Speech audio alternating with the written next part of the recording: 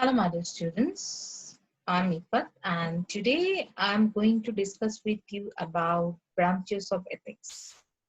In our last classes, we already know about some theories and the basic things of ethics and values. Today, we'll learn about some theories about ethics. So, we start now. First of all, branches of ethics. In the branches, how many branches of ethics actually the philosopher divided or think that these are the branches? There are mainly 5 branches of ethics, and first of all, that is normative ethics. And it is the largest branch actually. It deals with how individuals can figure out the correct moral action that they should take. That means you learn with that ethics which activity or which action you should take by your behavior, by your attitude in any situation. And philosophers such as Socrates and John Stuart Mill are included in this branch of ethics. The second one is metaethics. This branch actually seeks to understand the nature of ethical properties and judgment. Nature of ethical properties and judgment means, for example, you say this is right, but actually what is right? Do you know that? This question actually included with metaethics. That means if truth values can be found and the theory behind moral principle. One principle that you know is truth, but what is the meaning of truth? That will be included with metaethics. Then third one is applied ethics. It is actually applied branch or applied area of ethical theories. Here, theories are actually applied in everyday life. For example, you can think about a question. Should you turn in your friend at your workplace for taking some office supplies? That means, would you take your friend to your office for taking office supplies to your home? It will be right. That means you apply action, apply your thinking. That is called the applied ethics. Then fourth is moral ethics. This branch actually questions how individuals develop their morality. Or you can say that it also focuses on the aspects of morality differ between cultures. That means that what is right for one culture, that is not right for our culture. And some things are universally true and some are not. Okay, if you go for example, that is taking beef is not right. If you think about this view, taking beef is not actually culturally accepted in our Muslim countries, but if you in Hindus, for Hindus culture, taking beef is not a right to take. For example, if you think for India, their beef is not allowed for take for any Hindu people. It's not right. But in our country, we eat it with so much interestingly, and it's a popular food among all of the people of Bangladesh. So that if you take that in India, that is not morally right. If there as your Hindu's friend or Hindu neighbor is present there, but in our Bangladesh, it is totally acceptable. I mean, it is also morally we think that we take our food as our own way. Okay, so that is called the moral ethic. That is, one thing is culturally accepted any one place, another is not. Then descriptive ethics. In case of descriptive ethics, actually it is a more scientific and focuses on different types of human behavior, how human behave in the real world, rather than attempt to theorize about how they should operate. That means you know what is right or wrong, but in any situation, what decision you will take, or with the decision, if you take any decision that you think right, maybe that is ethically wrong. That is called the descriptive ethics. That is actually 5 branches of ethics. Now we will read the ethical theories.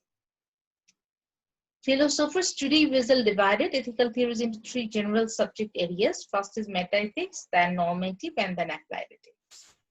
We already know about what is metaethics. That is, it refers to the nature behind moral theories. That is, you say it is right, but actually what is right? Do you know that? That is called the metaethics. That is the nature behind any moral theories or moral thinking. And it's also helped to understand the nature of ethical properties, statements, attitude, judgment. And it covers a broad range of questions surrounding how we know what moral truth is, and even moral truth exists in the world or not. That is called the metaethics.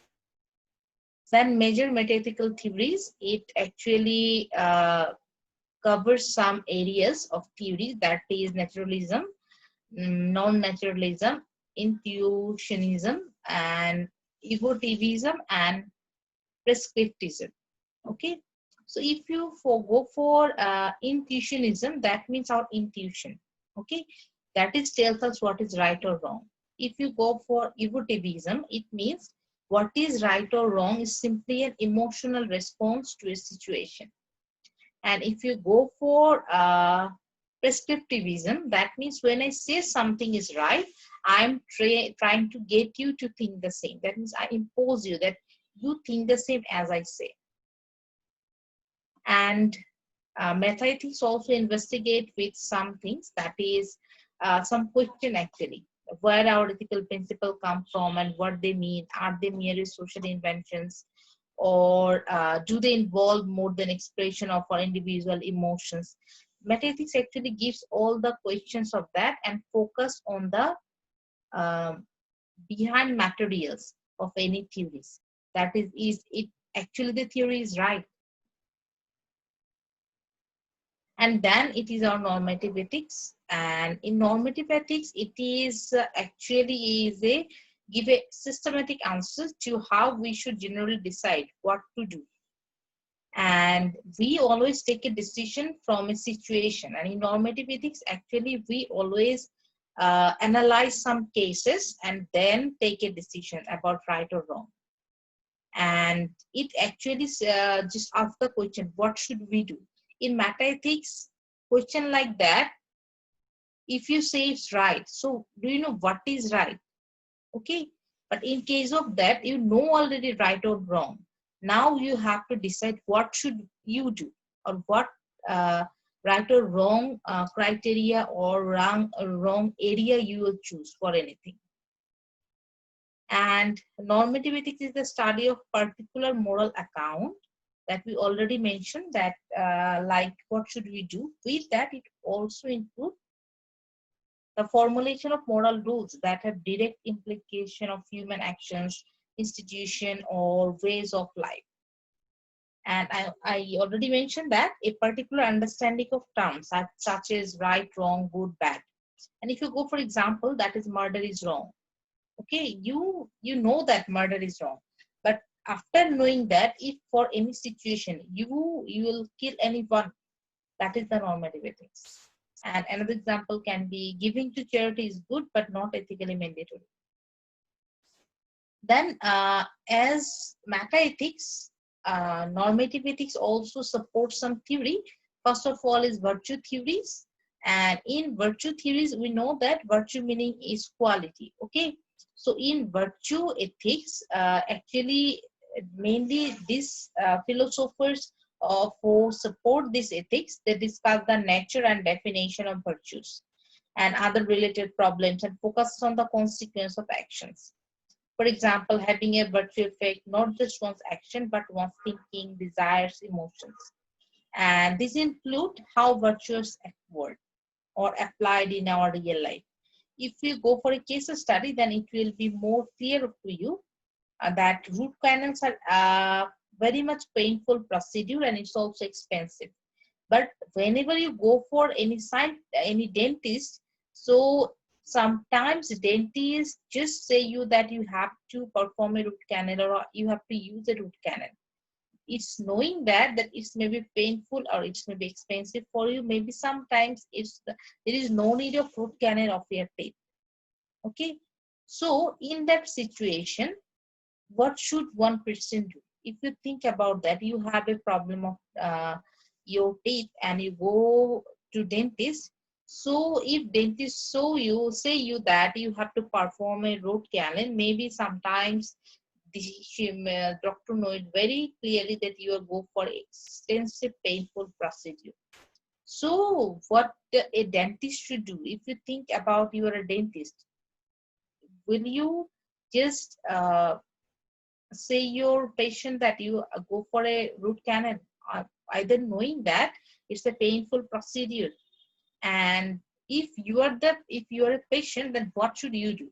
After dentist support you or dentist prescribe that you should go for root canal, after doing all the things, it's expensive procedure and maybe there is no need of your teeth root canal, so what you will do, you will go for a root canal or not? Okay, so thinking in your virtues, or this, that is your honesty or integrity, or think all of the things, you have to take a decision here. Then case study 2, that is, what would the virtue ethics say to you in the following scenario? That a person, that is Karl, he just lost his wife and he going for very much incredible pain when he works, and then when he go for a doctor, doctors say that he's suffering from cancer and he will die within 2 years. So in that perspective, what should this Carl do, this person Carl do?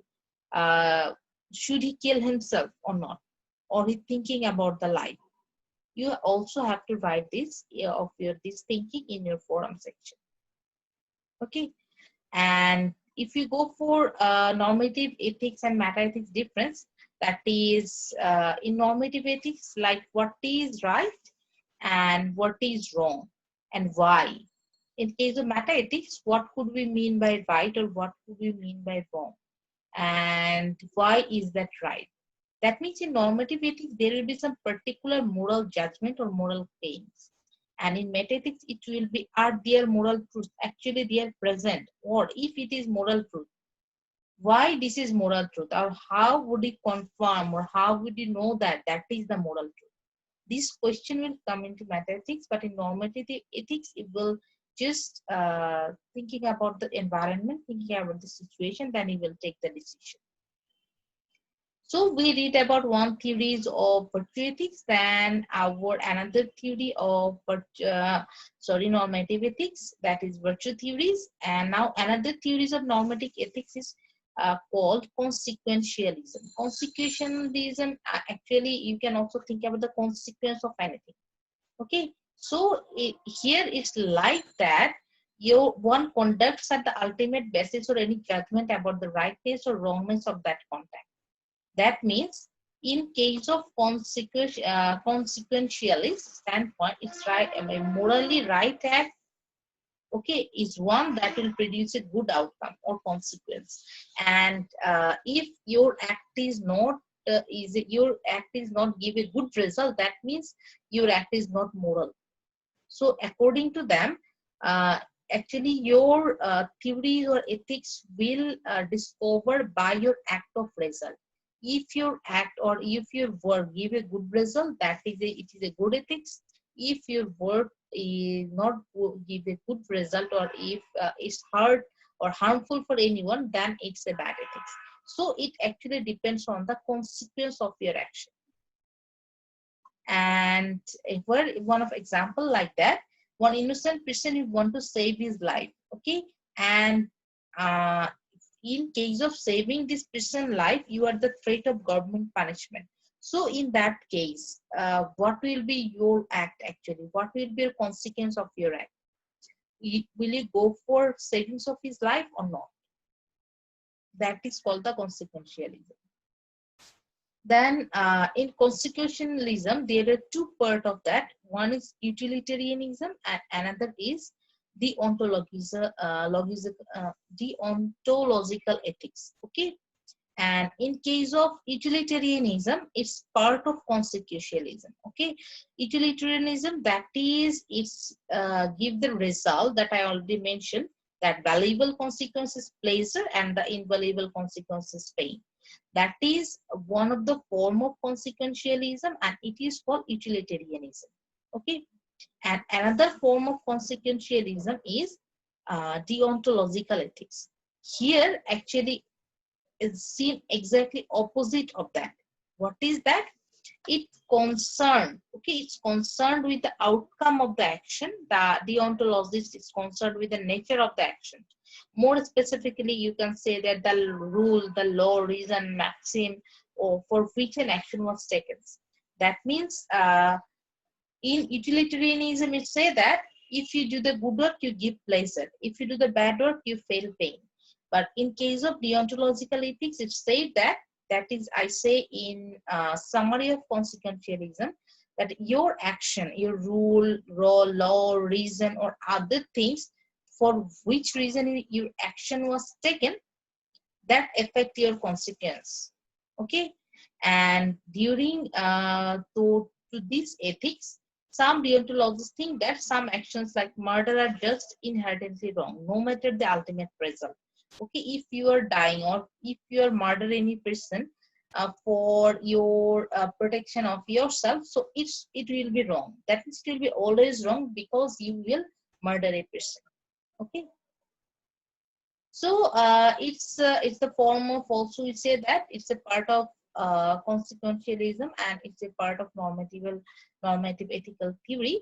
And according to that, the morality of an action should be based on whether that action itself is right or wrong, under a series of rules rather than based on the consequence of the actions. Okay, and it's sometimes described as duty, obligation, or rule-based ethics.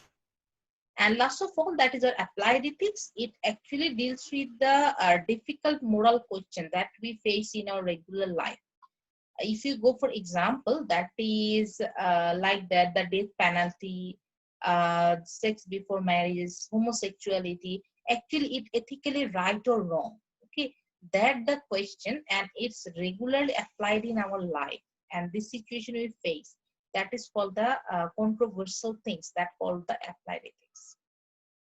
And last of all, that is actually we read about difference between normative and metaethics. That normative means our action, that we take a action on moral judgment, and metaethics deals with why it is right, or actually what is the meaning of right. In case of difference between these two ethics, actually, if you go for example, that is, we agree that slavery is wrong, but disagree about what makes it wrong, then the disagreement is one of the normative ethics.